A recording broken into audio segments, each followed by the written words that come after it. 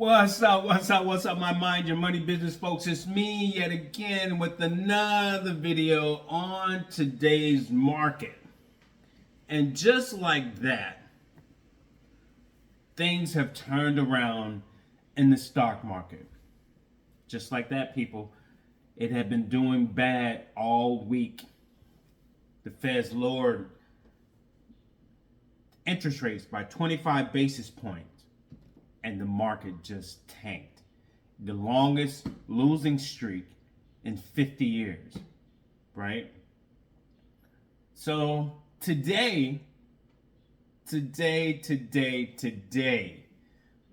stock market rebounded on fresh inflation data to cap off this week that has been all over the place, who some call volatile. So I hope none of you sold your stock. I hope none of you panicked, got in your feelings, and made a mistake by selling your stock. Because one thing that I have learned is there is no way possible to time the market. You would never know when's the best time you should invest, when's the best time to not invest, because you should always invest. You should dollar cost average into the stock market however you choose to do it, weekly, every 2 weeks, or monthly, however you choose to do it. Budget. That's why you budget. You have money set aside, you have your emergency fund, you have no debt, no loans, no nothing, right? You live below your means, and you invest a certain amount of money each month that you have set aside. So let's see what the market was saying today. So stocks bounced back Friday as investors digested key inflation data that showed a deceleration in price increases during the month of November. So here's the thing, I'm an investor, right? I didn't pull any of my money out. I would say it's these big hedge funds that have millions and billions of dollars invested. The top 10%, right, that have majority of the wealth in the United States. When they choose to pull money out of certain stocks for whatever reason, it affects the market. It affects average investors like myself. So just keep that in mind, and also keep your feelings and your emotions in check.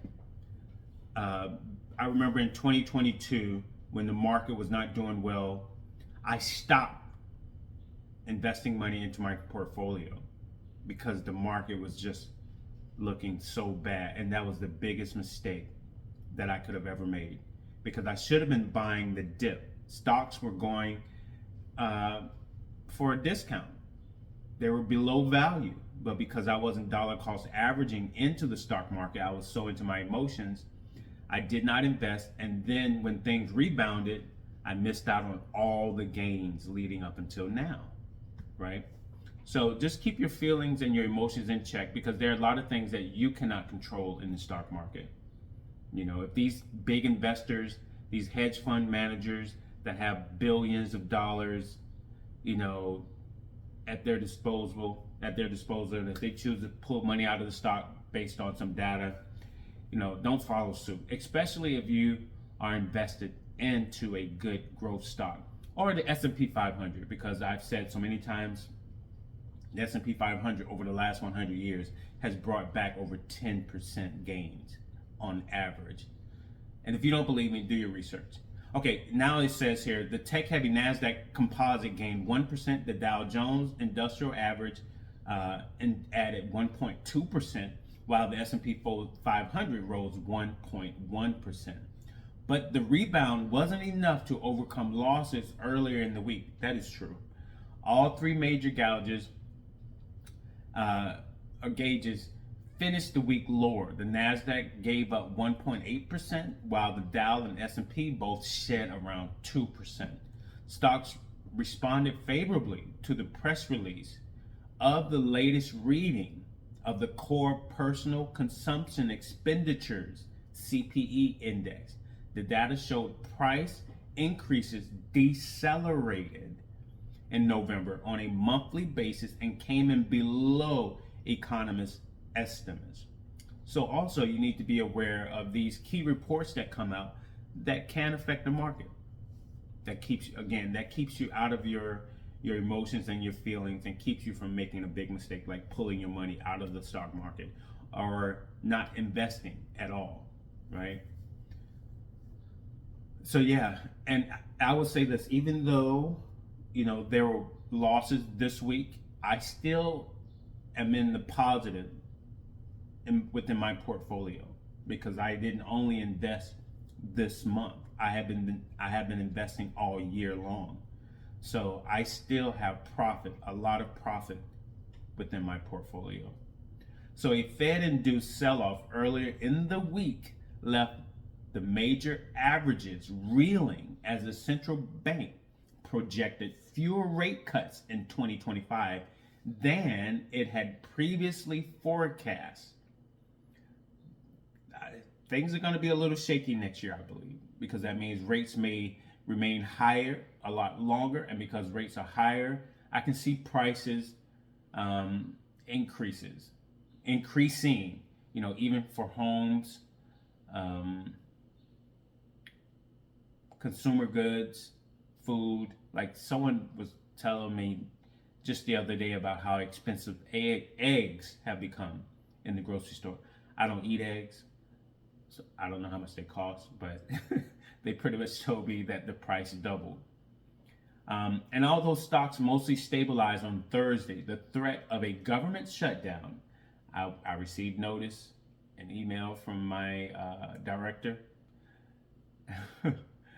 the other day, because I work for the federal government, that there may be a shutdown. Okay, so even though there's a threat of a shutdown, coupled with more Trump tariff threats on Europe, pressured global markets across the board early in Friday's session. I told the European Union that they must make up their tremendous deficit with the United States by large-scale purchase of our oil and gas, Trump said in a post on Truth Social. Otherwise, it is tariffs all the way. Global chip stocks sold off and recovered, with Europe's ASML and Taiwan's TSMC falling less than 1%. In individual names, Novo Nordisk, whoever that is, plunged close to 20% before repairing losses the most in over 2 decades after the obesity drug trial disappointed investors. Intermittent fast, go to the gym, eat healthy. So let's see what the stocks have done today.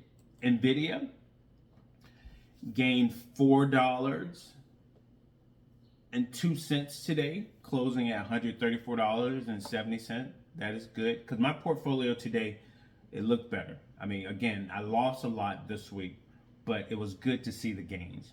And there are more to come, because we're not through with the month of December, even though the holidays are coming.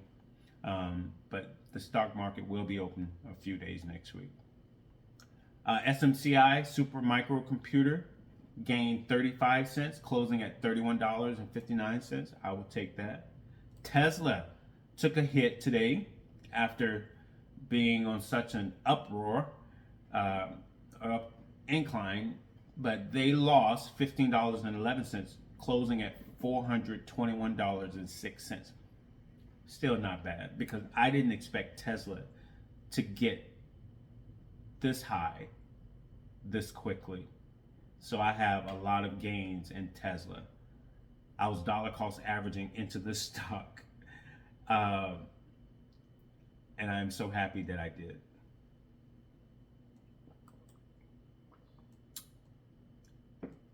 So Broadcom gained $2.47 today, closing out at $220.79.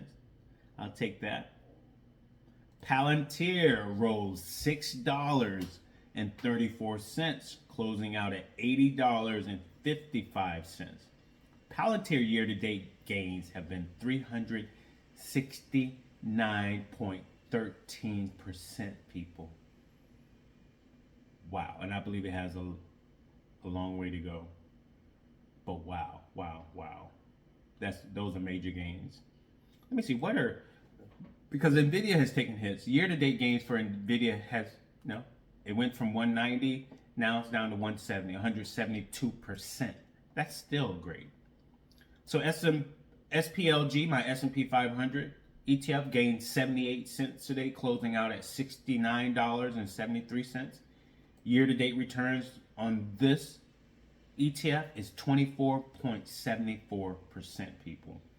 That is great. You're not going to get that in your bank. You're not going to get that from a CD within your bank. My information technology ETF, FTEC, gained $2.96 today, closing out at $187.98.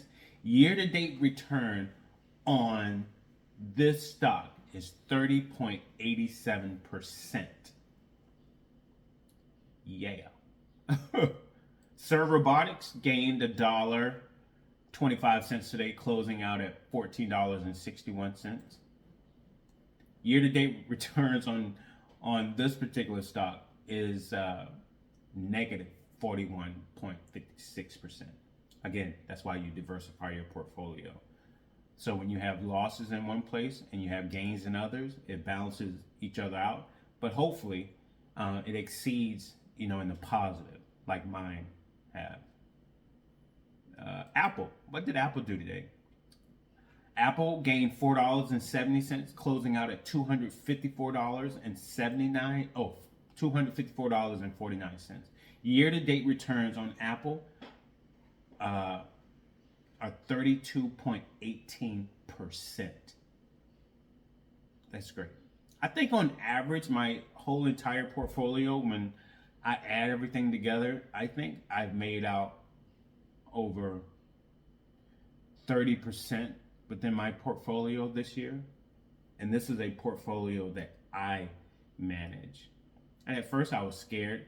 It's like I was scared when I got to my first 100,000, and I was thinking to myself, should I turn this over to like a financial manager and let them control it? But no, I kept it, and it's still growing. So yeah, so that is all I have for today. It is Saturday morning here. I may do more videos because I am off work for a while, but I may go in because, again, I had plans to go places, but I don't know what I'm going to do. I may not go anywhere. If not, I'll do more videos. So like, comment, subscribe, share this video. Let me know what you think. People, if you think at all.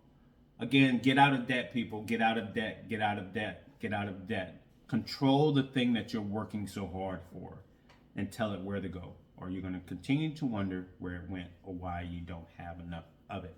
Also, disclaimer, I'm not a financial advisor, nor am I pretending to be one. Any and all information on my channel and in my videos are for entertainment purposes only and reflects my opinion. So please consult with a financial advisor before you invest any of your money if